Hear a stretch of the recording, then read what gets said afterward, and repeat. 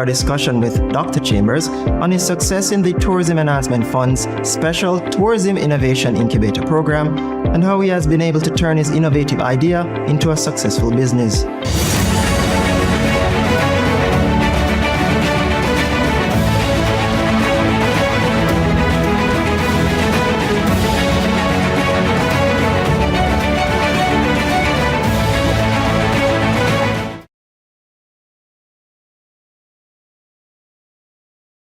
Need to estimate your duty? Perform a track and trace? Search for a declaration? Then download the Jamaica Customs mobile app today. The time by the Jamaica Customs Agency is 12 p.m.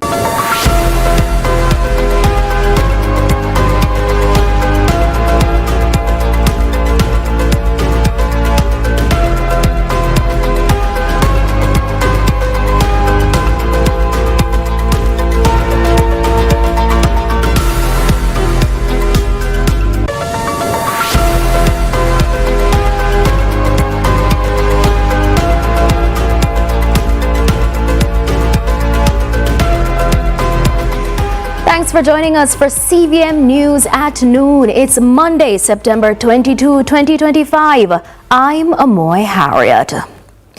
Up first this afternoon, shock and sadness in Port Antonio, Portland, as residents mourn the sudden passing of 18-year-old Titchfield High student Vijay Papley, who drowned in the parish on Sunday. Our reporter Kevin Black joins us live from Titchfield High with the details. Kevin, what's the atmosphere like at the institution? A cloud of grief hangs over Titchfield High and the wider Port Antonio community following the tragic death of one of its students. Sixth former Vijay Papley is said to have drowned yesterday afternoon while swimming with friends at Bikini Beach. Reports are that Papley went missing in the water shortly before 2 o'clock, prompting a search which ended in the heartbreaking discovery of his unresponsive body. Police say investigations are ongoing in regards to this incident. More details in a subsequent report. I am Kevin Black reporting for CVM News. Now, Kevin also spoke to community members and parents who are mourning the student's death. When I first heard the news yesterday, it has taken me aback as a mother of two, and not just only mother in my two children. So it could have been any of my children in this position. And I felt like I lost a child, knowing the fact that I know the person. A Caymanas Park jockey was shot and killed in Thompsonview, Kingston 11 on Sunday. He is 49-year-old Anil Ricardo Mullings, otherwise called Jockey, of Thompsonview Avenue. Now, reports are that about 6:42 p.m. Mullings was along Thompsonview when he was approached by a man armed with a firearm. The gunman opened fire, hitting Mullings in the head. Now, he was taken to hospital where he was pronounced dead. Investigators have named two men they say are suspects: 37-year-old Samuel Brown, otherwise called Shooter or Mark, a laborer and mason of 440 Drive in Kingston 11, and his brother Sean Brown of the same address. The police believe the shooting may have stemmed from a dispute earlier in the day. Now, anyone with information on the Brown brothers' whereabouts is asked to contact the Hunts Bay Police at 876-923-7111, Crime Stop at 311, the JCF tip line at 811, or the nearest police station. The tourism industry came alive Sunday night at Harmony Beach Park as the Jamaica Hotel and Tourist Board officially opened Jamaica Product Exchange Japex 2025. The event, which is being staged in collaboration with the Jamaica Tourist Board and supported by the Tourism Enhancement Fund, is a week-long premier trade show hosted annually at the Montego Bay Convention Center. Our reporter Akeem Oret is on location and now joins us live. Akeem? Thank you so much, Amoy. So I'm here at the Montego Bay Convention Center where they're having Japex 2025, the Knowledge Exchange Forum. And what they're talking about so far is the tourism industry post-pandemic. They shared the data that in 2020, the tourism industry lost tourists, and with arrivals just over 1,000 tourists. In 2024, however, it skyrocketed to over 4,000 tourists for that year. For the exchange earning, the foreign exchange earning in 2020, when it was COVID, it had a decrease of 64.5%. However, in 2022, it skyrocketed again by 72.9%. So I'll have more information on this in our news at 7, and I'll continue to dissect the tourism industry here at Japex 2025. So stay tuned to CVM TV to see the latest happenings. It's back to you in studio, Amoy. Thank you, Akeem. In the meantime, in addressing the hundreds of tourists and locals who attended the opening event Sunday evening, Minister of Tourism Ed Bartlett says at least 160 buyers from across the globe are taking part in this year's trade show. He added that as tourism continues to drive Jamaica's economy, notable changes will be seen in the sector this year. And this year for us is going to be a seminal year. This is a year in which we are going to be seeing new approaches to tourism. This is a year of great consultation. And I'm starting that consultation this very week. Perhaps the widest level of consultation that we will have in tourism's history, no doubt, as we seek to chart and look at the new path forward in this new era. We started out with 5x5x5. Now we have almost annexed 5x5. We are 4x4x4, and we are excited about the prospects of 5x5x5. But we have to look beyond 5x5x5. We have to look now into the next 5 years, to 2030, and then beyond. And my vision perhaps will stop somewhere around there, and somebody else takes the vision to somewhere else. Who knows?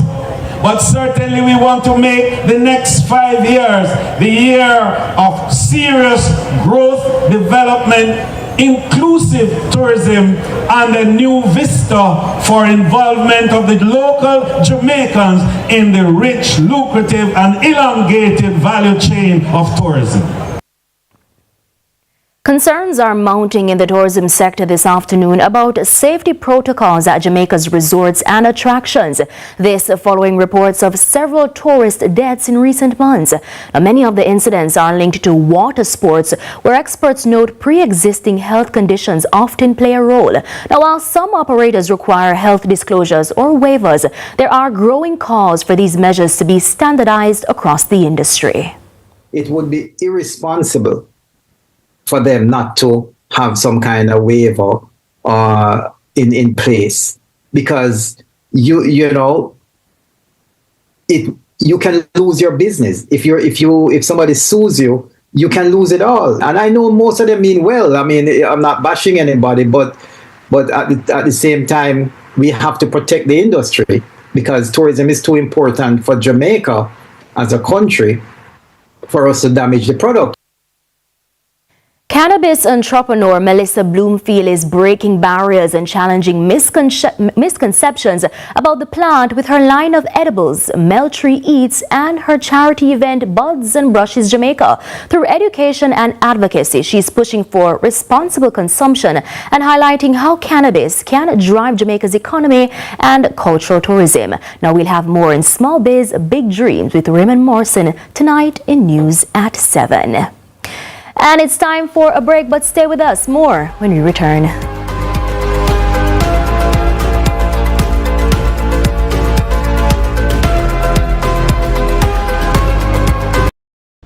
My name is Dahoni Adlam. I am 35 years of age. I'm Ruby Smith.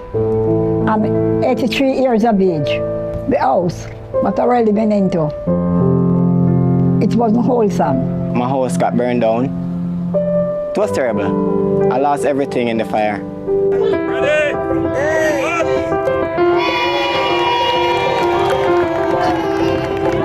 I sleep so happy. I'm happy that I have somewhere again. The new social housing program, I am happy because it gives me a second chance and others as well. The government, through the Ministry of Economic Growth and Job Creation, is building hope, one home at a time. On the set, want you to read the teleprompter, all right? Yes. Okay. 4, 3, 2. Welcome to Deposit Insurance in a Minute. Deposit insurance is a system designed to protect depositors in the event that a bank or other deposit-taking institution fails. It is a key part of a country's financial safety net, ensuring that if something goes wrong, depositors don't lose all their hard-earned money. Big man thing, we never know say them thing exists. JDIC is the government entity that protects depositors by insuring their deposits up to 1.2 million. So even if a bank fails, you won't lose everything. A good something this one because me can't take no surprise with my money. You can't say that again. JDIC, protecting your deposits, securing your future. JDIC, protecting deposits for you and me.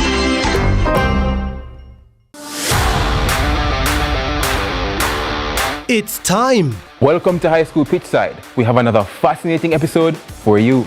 More matches, more big clashes. Let's talk about some of the big rivalries coming up this week. More of your favorite features. And trust me, you won't fall asleep in this history class. And of course, we always want to hear from you. Hear from your alma mater's players and coaches in Team Talk. You know we can't leave you out. So send us your messages on social media and watch us react on FanView. And you know we love a good little debate, right, Gio? We've got you covered all season long on High School Pitchside. High School Pitchside, your ultimate guide to all things schoolboy football, Thursdays at 8 p.m. on CVM TV.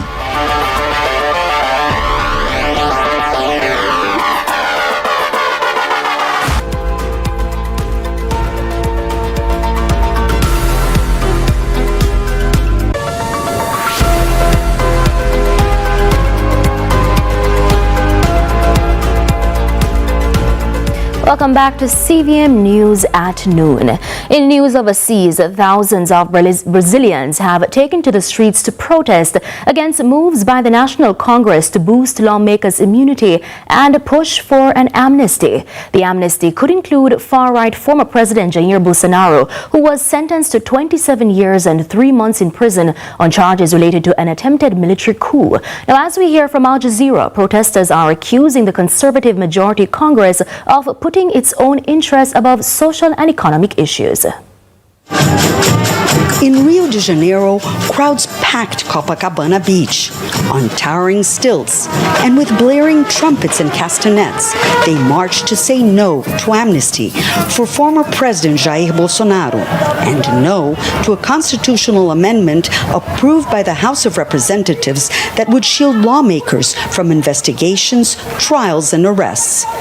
We are here to say that we are many and that the people will defend Brazil's democracy and will not accept amnesty for those who try to stage a coup.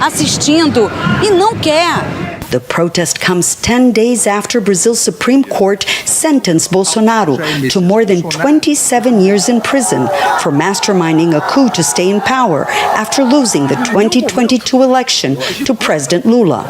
Earlier this week, right-wing parties in Brazil's House of Representatives voted to fast-track a bill granting amnesty to Bolsonaro and 7 of his top aides, all of whom were also sentenced to prison.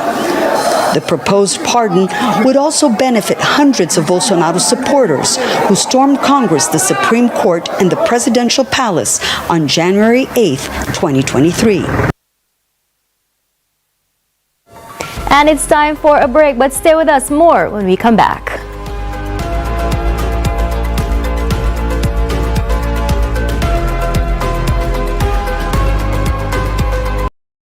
It was rough. Every time the rain fall, the whole place wet up. I have to put the kids' them book in a bag until the place dry out. Ah boy, I couldn't afford a new roof. Then one day, Ross tell me about $1,000 I can get through the government. So I sent a letter to the ministry telling them wagwan. The officers came, them do them inspection where I was able to go to the hardware store, get the supply so my roof could have been fixed. I don't think I ever see my kids them smile so much yet. That means everything to me. The Ministry of Economic Growth and Job Creation make my life better.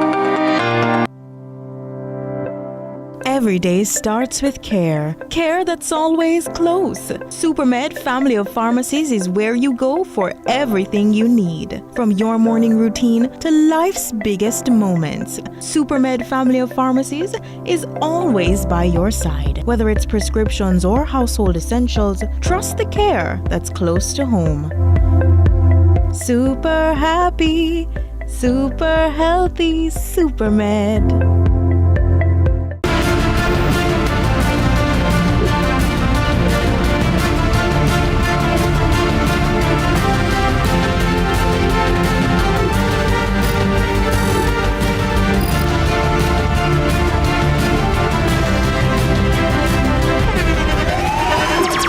The internationally acclaimed On Stage with Winfred Williams. At a new time, Saturdays at 8 p.m. on CVM TV. So much more than entertainment.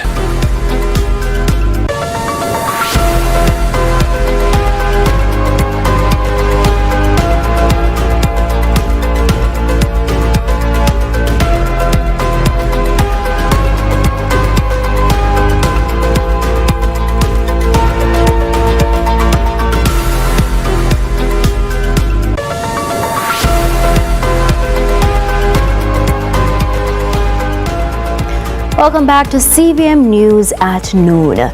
Data indicates an increase in teen suicides in Jamaica. Now, we've seen recent reports. A 16-year-old in Trelawney over the weekend, a high school student of St. James on September 11, and another teen in Clarendon in July. Joining us now is President of the Jamaica Association of Guidance Counselors in Education, Leighton Campbell. Welcome, Mr. Campbell. Thank you. Good afternoon to you and good afternoon to the viewers. So the statistics that we're seeing right now, how do they compare to past statistics? Okay, thank you for that question. It's a little bit difficult to give you the exact figure or the statistics for the last 5 or so years. But what I can do tell you is that based on a report from the World Bank and World Health Organization, there is, in Jamaica, the suicide rate, generally speaking, is 2.4 per 100,000. So that would include both adults and teenagers. So I do not have the specific for the teenagers at this time. Okay, I understand. But definitely, we know that suicide has occurred in high schools or with students over the years. So in recent times, at least the most recent reports we've seen, police have attributed bullying to the suicides that we saw. From your perspective, how much does bullying, how much of a factor, a significant factor is it when it comes to suicide that we're seeing among our teenagers island-wide? Okay, thank you again for that question. So bullying has always been one of those challenging things for teenagers in schools. Not all teenagers who are bullied end up dying by suicide, but then there are some individuals who are bullied to the extent that they are unable to cope, and as a result, they are trying to escape from the pain that they are feeling. And they believe that the only way of escape is to, go the route of suicide. So bullying plays a very significant role for some teenagers who have committed or who have died by suicide. You see, bullying, it affects the mind to a great extent. And when it affects the mental state of an individual, in this case a student, then it can cause him or her to react in a manner that he or she normally would not react. So aside from bullying, what are some other causes? Okay, so trauma in the home. Let's say this child or the student is facing neglect by parents or caregiver, or maybe even another family member, or in some cases, some students are being compared to other siblings or other students in the community, and they are made to feel that they are not as valued or worthwhile. And to escape that, then they may go suicide also. There may be sometimes what is referred to as copycat. Some students may hear of other students dying by suicide, and they may want to practice that as well. And so there's also the fear of failure. There are some students who want to do so well, who believe when they may see their academic report that it is not good enough for their parents, not good enough to even